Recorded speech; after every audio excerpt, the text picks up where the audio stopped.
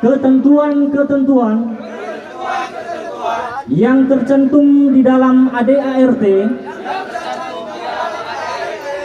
Organisasi Ikatan Mahasiswa Nias Riau.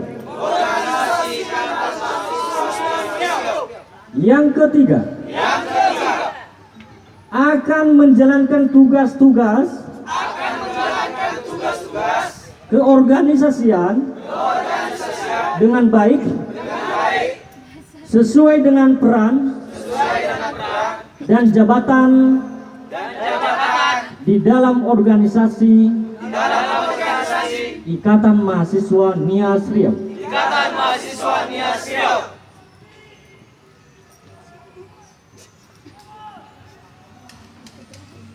Yang keempat,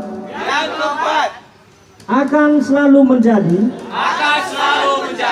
manusia yang bebas